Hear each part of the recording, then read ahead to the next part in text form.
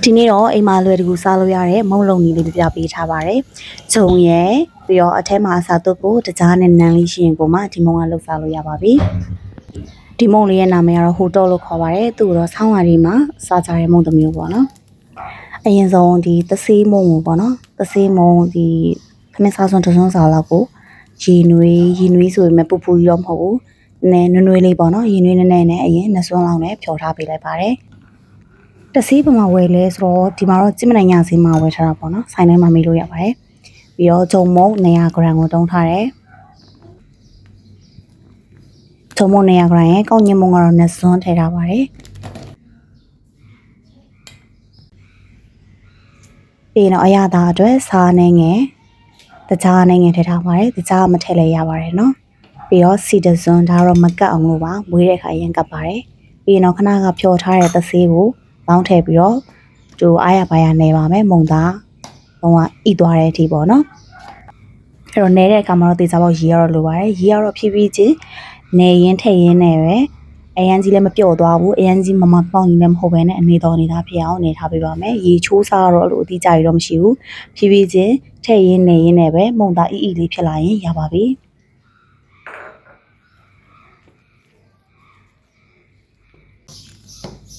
မုံသားဤပြီးတော့ချွဲပြီးတော့ပေါ့နော်လက်မှာလည်းအရန်ကပ်ပါတယ်စီထည့်ရထားပေးမယ်လေသူကကတ်တုံးမယ်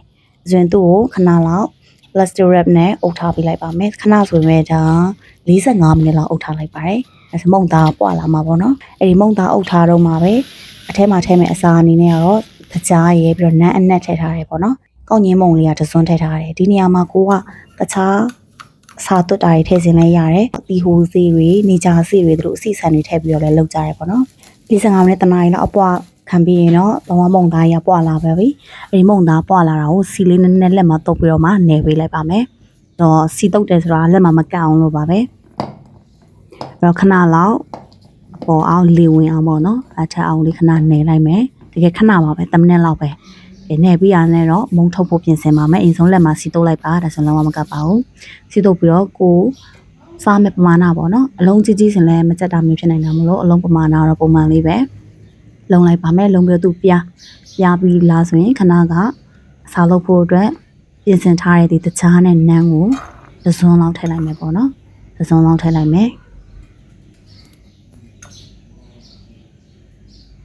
ပြီးတော့ဒီတခြားတွေကိုဖုံးအောင်လက်နဲ့အသားရထုတ်ပေးလိုက်မယ်ထုတ်ရတာလည်းဘာမှမခက်ဘူးဘာလို့လဲဆိုတော့မုံသားတအားပျော့တယ်ပျော့တဲ့အတွက်ကိုဆွဲသလိုရောက်တယ်ပေါ့နော်မစင်စာဗီဒီယိုရိုက်နေရဆိုတော့လာမပါလို့တော့ဖြစ်သွားတယ်ပေါ့နော်ဒါပေမဲ့နောက်ဆုံးမှာတော့အလုံးစုံတော့ဒါဖုံးမိလိုက်ပါတယ်အလုံးစုံဖုံးထိုင်ရပြီဘာလို့လဲဆိုတော့စီကြောတဲ့အခါတကြားကလာပြီးပေါက်ထွက်သွားရင်အဆင်မပြေဘူးပေါ့နော်တကြားကြီးပေါက်ထွက်သွားရင်စီရပါတခါပြတ်သွားမှကြောင့်မလို့ပါသူ့အသေးချာလေးလုံပြီးတော့ထည့်ကြောပါပြီထည့်ကြောတဲ့အခါမှာသူ့ပြားပေးပါပြားတဲ့အခါဒီဇွန်းကိုစီလေးနဲ့ဇွန်းဖင်ကိုစီနဲ့နည်းနည်းတုပ်ပြီးတော့မပြားပေါ့နော်နောက်မှစီကတ်လာတတ်တယ်အဲ့တော့ဇွန်းလေးနဲ့အသားရပြားနိုင်လေးကောင်းလေးပဲပေါ့နော်ဒီကိုရီးယားလူမျိုးတွေဆိုတော့လုံးဝသူတို့ရဲ့လမ်းဘေးစားတော့ဆိုရင်သူတို့ဖိတဲ့ဇွန်းအပြားကြီးရှိရပေါ့နော်အဲ့ဒါကြီးနဲ့ဖိချလိုက်တာကိုကတော့အဲ့ဒါလည်းမရှိဘူးဆိုတော့ဇွန်းနဲ့ပဲအဆင်ပြေလို့ပြလိုက်ပါတယ်လမ်းတဲ့အခါမှာလည်းဘာမှကတ်ချင်းပြူစင်လည်းမရှိဘူးပေါ့နော်စီထည့်ထားတာဖြစ်တဲ့အတွက်အဲ့လိုမျိုးဟိုဘက်လန်ဒီဘက်လန်ကြော်ပြီးဆိုရင်တော့ခဏလောက်ကြော်ပေးရပါပြီမီးကတော့မီးအေးလေးနဲ့ပဲကြော်ပေးပါခဏလေးနဲ့တူတော့မှဆိုလို့ပေါ့နော်အဲ့လိုမျိုးကြော်ပေးရင်တော့ဒီမှာပုံသားတော့ပြထားတဲ့အတိုင်းပါပဲရောတခုလွှာကြည့်လိုက်တယ်ပေါ့နော်ခုလွှာကြည့်လိုက်တဲ့ကအထက်ကလည်းလုံးဝအကျက်တယ်ပေါ့နော်အကျက်လည်းညီတယ်